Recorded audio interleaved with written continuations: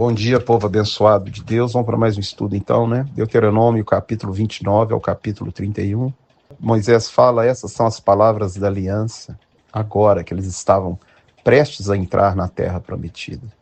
Agora, nesse momento, eles têm o entendimento que eles não tinham quando saíram do Egito, porque viram Deus manifestar no meio deles, sustentando com maná, sustentando com água, e as suas roupas não envelheceram. Guarda toda essa aliança para cumprir, para que seja bem sucedido no lugar ao qual passais a possuir. Nós temos que lembrar também que Jesus falou, aquele que me ama guarda os meus mandamentos, e guardar é praticar. Em Tiago 1:22 diz, sejais, pois, praticantes da palavra, e não simplesmente ouvintes, enganando-vos a vós mesmos.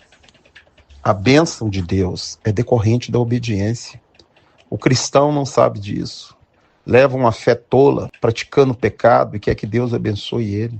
A ordem que Deus deu para Abraão em Gênesis 12, se tu uma bênção, então eu te abençoarei.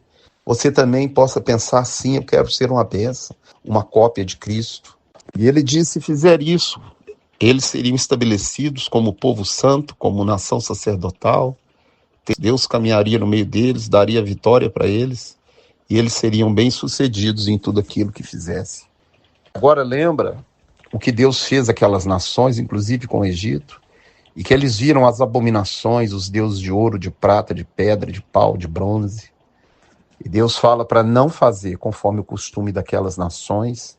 E na nossa vida também, nós não podemos nos moldar. A amizade do mundo é inimizade contra Deus. Aquele que quiser ser amigo do mundo constitui-se inimigo de Deus.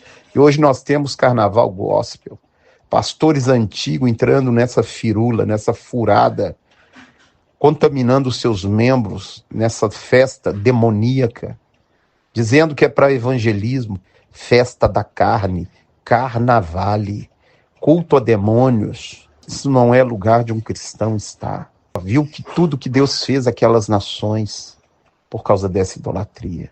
Que Deus tenha misericórdia das nossas crianças, dos nossos jovens, e tenha misericórdia de nós. Porque olha o que Deus fez com essas nações, é o mesmo Deus. Destruiu o Egito, Moabe, Og, rei de Baçã, Seom, rei dos amoreus. Todos eles adoravam ídolos. Para que entre vós não haja homem, mulher, nem tribo que pratique esse tipo de coisa. Se você ler Apocalipse capítulo 7, você vai ver que duas tribos sumiram. A tribo de Dan e a tribo de Efraim foi substituída por José e Levi. Aonde foram parar essas tribos? Mais na frente você vai conhecer a história de Dan, que eles vão fazer um sistema religioso com sacerdócio próprio e adoração ao bezerro de ouro. Aí está falando que não haja homem, nem mulher, nem tribo que faça essas coisas. Porque o seu nome seria apagado de debaixo do céu. O nome de Dan foi apagado debaixo do céu. Ele não está em Apocalipse por causa da idolatria. E a tribo de Efraim, que representa os gentios, tipifica o arrebatamento da igreja. E ninguém que, tendo conhecimento dessa lei, fala, terei paz, andando na perversidade, na bebedice. O Senhor não vai querer te perdoar. Ou seja, quem conhecia da lei, que era o povo santo dele, era uma blasfêmia. Se prostrar diante de um ídolo. Isso é muito sério. Porque Jesus falou que a blasfêmia contra o Espírito Santo também não tem perdão. Todo pecado é perdoado? Não.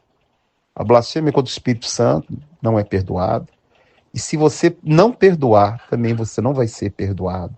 Isso está em Mateus, capítulo 6, verso 14. Se perdoares aos homens as vossas ofensas, vosso Pai Celestial também vos perdoará.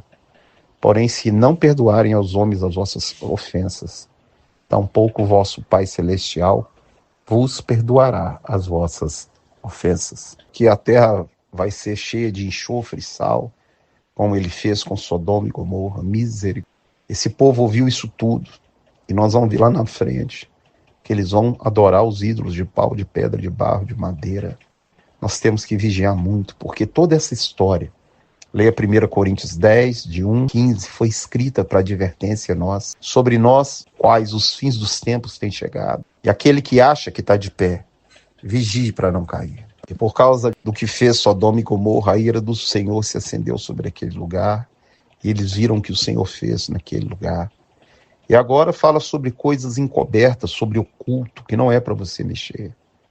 Deuteronômio 29 diz: as coisas encobertas pertencem ao Senhor nosso Deus, mas as descobertas pertencem a nós e a nossos filhos.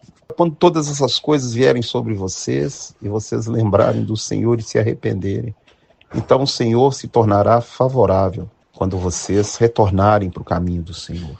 Nós vamos ler isso muito no livro de Juízes. E o Senhor, seu Deus, te trará de volta para onde foram espalhados no meio dos povos, se arrependerem e voltarem para o Senhor. Ele vai introduzir eles dentro dessa terra e vai circuncidar o coração deles. A circuncisão do coração. Paulo fala em Romanos: circuncidar o vosso coração, para que você possa experimentar qual é a boa, perfeita vontade de Deus. Deixe o seu coração descoberto, porque Deus não vê como vê o homem vê o exterior. Porém, o Senhor sonda mente e coração. E eles obedecerem, todas essas maldições viriam sobre os seus inimigos, e Deus mudaria a sorte deles. Se converteres de todo o seu coração ao Senhor, seu Deus, e de toda a tua alma, porque esse mandamento não está longe de ti, está perto da tua boca e do teu coração, o mandamento que hoje eu te ordeno. Em Romanos 10:9, está escrito: se com a tua boca confessares ao Senhor, e em teu coração creres que Deus o ressuscitou dos mortos, serás salvo. Porque a palavra não está longe de ti, ela está na tua boca e no teu coração, a palavra de fé que falamos. Você está vendo onde o apóstolo Paulo tira as coisas do Novo Testamento, né? Vê que te proponho hoje a vida, a bênção e a maldição. E ele fala: escolhe, pois, a vida, para que viva tu e a tua descendência, amando o Senhor seu Deus, se apegando a Ele, cumprindo e guardando os seus mandamentos. Escolhe a vida, escolhe Jesus. Jesus falou: eu sou o caminho, a verdade e a vida. Se você desviar, abandonar o Senhor seu Deus, os céus e a terra hoje tomam como testemunha contra vós, que te ofereci a bênção e a maldição.